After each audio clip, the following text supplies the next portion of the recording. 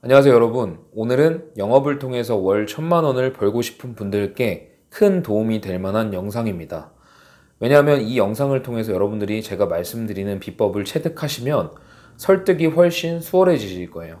그러니까 즉 이 영상에서 말씀드리고자 하는 것은 설득을 잘하는 패시브 스킬입니다. 그냥 제가 평소에 말씀드리는 스킬이 아니라 패시브 스킬. 즉 여러분들께서 한번 체득하시고 계속 몸에 체화하고 계시면 지속적으로 사용할 수 있는 스킬이기 때문에 월 1000만원을 단기적으로 발생시키는 게 아니라 지속적으로 발생시킬 수 있는 영업인이 되실 수가 있어요. 그리고 사실 영업을 통해서 월 1000만원을 버는 일은 크게 어려운 일은 아닙니다. 그래서 제가 오늘 말씀드리는 부분을 꼭 한번 마음에 새겨보시고 내가 어떻게 준비할 수 있을지를 한번 고민하시는 시간이 되셨으면 좋겠습니다. 영상을 보시고 한 번에 이해가 가시는 분들은 너무 행운일 텐데 이해가 한 번에 안 된다? 그럼 반복해서 시청하셨으면 좋을 것 같아요. 왜냐면 그만큼 중요한 내용이고 제가 현장에서 배운 내용이기 때문에 어떤 이론서보다 더 도움이 많이 되실 거라고 믿어 의심치 않습니다. 자, 그럼 시작해 보도록 하겠습니다. 여러분들 설득을 잘하려면 어떻게 해야 될까요? 그냥 단순히 상품을 잘 설명하고 그리고 그냥 판매를 잘해야 설득이 잘 될까요? 사실 설득이라는 거는 좀 더 본질적인 부분으로 들어가면 설득을 시키는 게 아니라 설득이 되게끔 만드는 것에 더 가깝습니다. 그럼 설득이 왜 되는지를 한번 살펴봐야 되는데요. 사람이 설득되는 이유는 세 가지가 있습니다. 본능적인 부분으로 설득이 되고요. 이성적인 부분으로 설득이 되고요. 그리고 세 번째는 감정적인 부분으로 설득이 됩니다. 그런데 이 부분에서 어떤 게 가장 강하냐라고 말씀을 드리면 감정적인 부분과 본능적인 부분이 가장 강하다라고 말씀을 드릴 수 있어요. 그 부분에서도 본능적인 부분이 가장 강하겠죠. 그렇게 본능, 감정, 이성으로 인해서 사람들은 설득이 되게 되는데요. 여러분들께서 고객님들을 만날 때 항상 이 부분을 염두에 두고 만나셔야 돼요. 본능적인 부분으로 내가 어떻게 건드려서 그 사람의 심리로 구매를 하게끔 만들까? 감정적인 부분을 어떻게 건드려줘서 구매를 하게끔 만들까? 이성적인 부분을 어떻게 건드려서 구매하는 걸 더 촉진시킬까? 이런 고민을 자꾸 하셔야 됩니다. 왜냐하면 영업사원은 상품을 판매하는 사람이기 때문에 항상 어떻게 해야 고객이 잘 구매하는지를 늘 고민하셔야 돼요. 그리고 그 고민을 하는 것이 습관이 돼야 됩니다. 그냥 당연히 자연스럽게 매일매일 매순간 가만히 있을 때도 어떻게 하면 잘 팔 수 있을까라는 생각과 고민을 늘 하셔야 돼요. 그래서 이 세 가지를 생각해 볼 때 여러분들은 어떻게 설득을 하셨나요? 본능적인 부분, 뭐가 있을까요? 본능적인 부분을 여러분들께서 고객에게 설득시키기 위해서는 공포를 주거나 희망을 주시면 됩니다.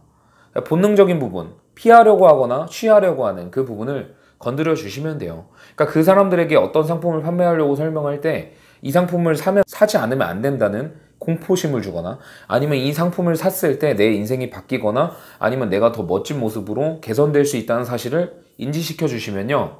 상품은 판매가 됩니다. 그래서 본능적인 부분을 여러분들께서 잘 설명하시면 잘 설명하실수록 고객에게 설득이 더 잘 될 확률이 높아지실 거예요. 그리고 두 번째는 감정인데요. 이 감정적인 부분은요. 제가 늘 어떻게 말씀드렸죠? 어떻게 이야기를 해야 고객의 감정을 건드릴 수 있다고 말씀드렸나요? 감정은 무조건적인 스토리텔링이에요. 그러니까 스토리를 통해서 여러분들의 이야기를 전달하고 고객이 그 부분에서 공감대를 형성할 수 있는 부분을 만들어내면, 그러니까 즉 이거는 만들어지는 게 아니라 만들어내는 거예요. 스토리텔링을 해서 이야기를 한다고 하더라도 그게 다 고객한테 먹히지는 않습니다. 근데 그 일부 어떤 이야기 중에서 고객과의 코드가 맞거나 채널에 맞는 게 딱 하나씩은 나오게 되어 있어요. 그럼 영업사원은 고객을 주시하고 있겠죠? 주시하고 있는 동안에 고객에게 딱 알맞게 설정이 되어 있는 그 채널을 순간 순발력으로 놓치지 않고 딱 물고 늘어져서 자꾸 그 스토리로 이어가야 돼요. 그러다 보면 감정이 동화되기 마련입니다. 그래서 여러분들은 스토리텔링을 절대적으로 하셔야 되고요. 지금까지 하시지 않으셨다면 이제부터라도 나만의 스토리를 만들어서 고객들에게 뿌릴 수 있는 그런 스토리들을 만들어 내셔야 돼요. 그리고 스토리를 만들어 내면서 공감과 이해하면서 고객들의 상황을 불편함을 해소해주고 이러는 부분을 통해서 감정적인 부분까지 설득을 해낼 수가 있어요. 그럼 지금 제가 말씀드렸던 감정적인 부분과 본능적인 부분 두 가지를 해결했겠죠. 그런데 이 두 가지가 다 설득되더라도 고객들은 이성적인 부분이 동요되지 않으면 또 구매를 망설이게 돼요. 한마디로 이거는 균형적인 부분을 잡으려는 뇌의 일종의 저울질을 하는 건데 그 저울질이 의미가 없어지게끔 여러분들께서 적절한 데이터를 제시하시면 됩니다. 상품의 이점, 뭐가 더 좋은지, 왜 이거를 바꿔야 되는지, 왜 이거를 구매해야 되는지를 명확하게 데이터를 통해서 설명하실 수 있으시면 마지막 고객이 가지고 있던 거절하고 싶은 이성적인 생각조차도 여러분들께서 다 묵인시키실 수 있을 거예요. 그래서 일단 이 세 가지를 말씀을 드렸어요.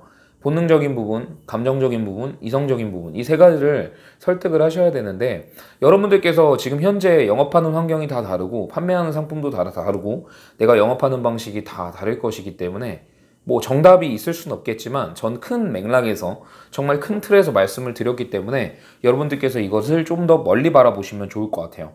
예를 들어서 저는 보험 영업을 하고 있지만 보험 영업이 아닌 자동차 영업이든 부동산 영업이든 어떤 상품을 팔더라도 고객들에게 잘 팔아낼 수 있는 자신이 있습니다. 물론 시간은 조금 걸리겠죠. 제가 그 분야의 어떤 상품들을 이해한다거나 아니면은 좀 생리를 이해하기 위한 뭐 책을 읽을 시간도 어느 정도 필요하겠죠.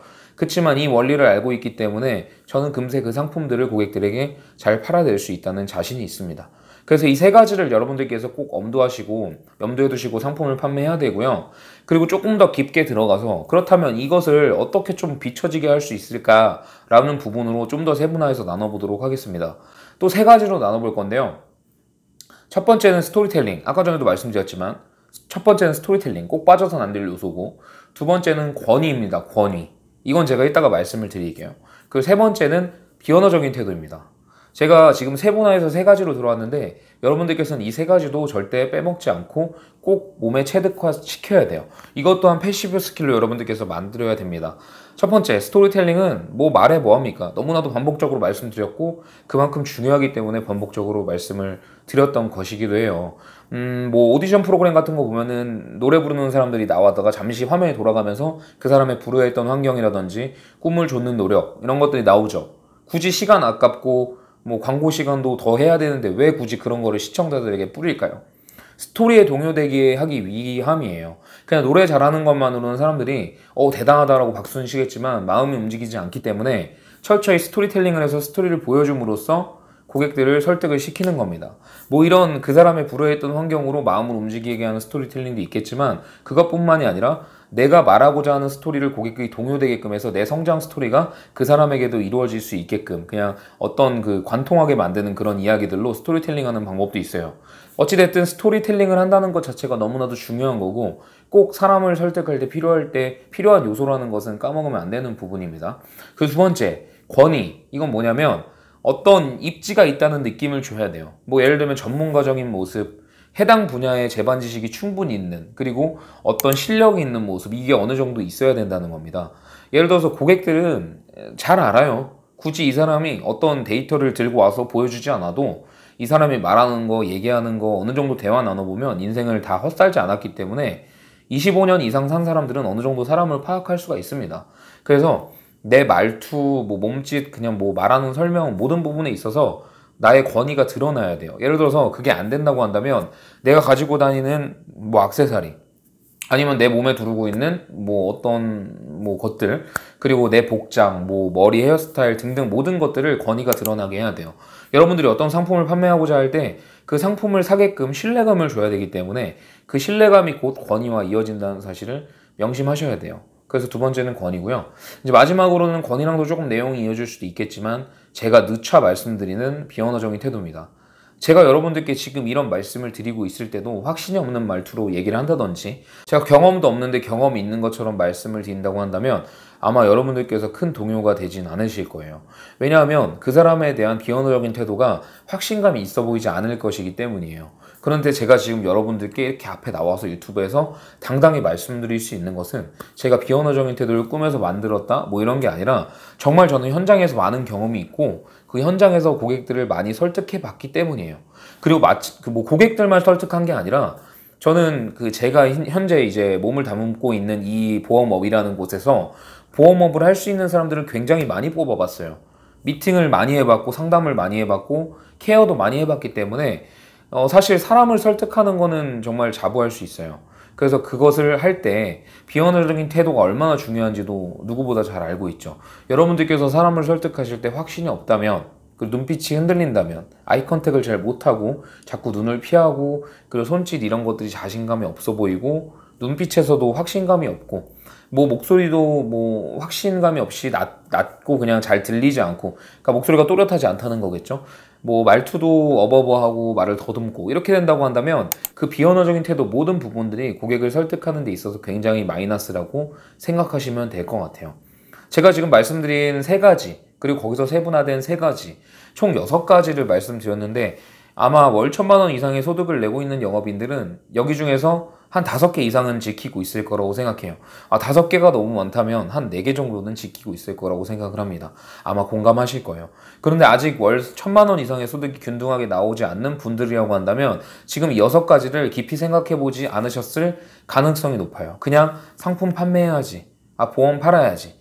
이런 측면으로 다가가서 그냥 내가 좋은 상품 제안하고 뭐 암 다 걸린다는데 질병에 대한 위험이 있는데 이 정도로 접근해가지고 설득을 했기 때문에 먹히지 않았을 가능성이 높습니다.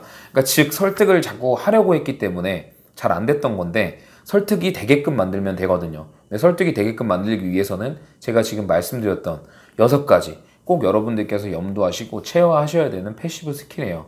모르겠어요. 얼마나 잘 받아들이셨을지 모르겠지만 저는 단언컨대 확신합니다. 여러분들께서 이 패시브 스킬을 체화하신다면 영업 성과 무조건 올라가실 거고 이 보험 영업뿐만이 아니라 어떤 영업을 하더라도 상품을 잘 팔아내실 수 있을 거예요.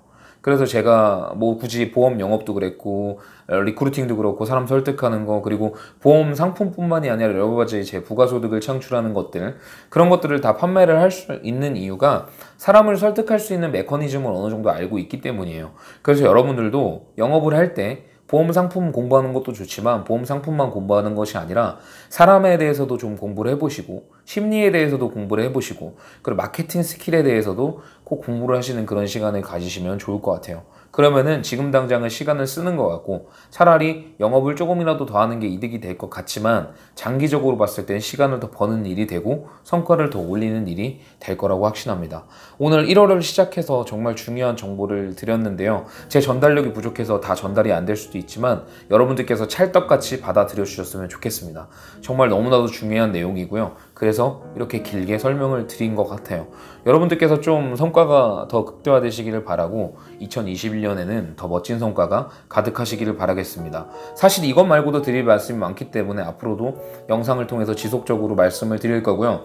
더 나아가서 그 개청 영업뿐만 아니라 그냥 고객을 응대할 때 종합보험 판매라든지 설득을 너무나도 잘할 수 있고 클로징을 잘할 수 있는 그 스킬에 대한 전자책이라든지 이런 것도 추후에 만들 생각입니다. 그래서 여러분들께 조금 더 영업 성과를 올릴 수 있는 이런 여러 가지 툴들을 제공해 드릴 거예요. 그러니까 앞으로도 많이 지켜봐 주시고 응원해 주시면 감사하겠습니다. 오늘은 이 정도로 하고요. 다음에 더 좋은 영상으로 찾아뵙도록 하겠습니다. 감사합니다.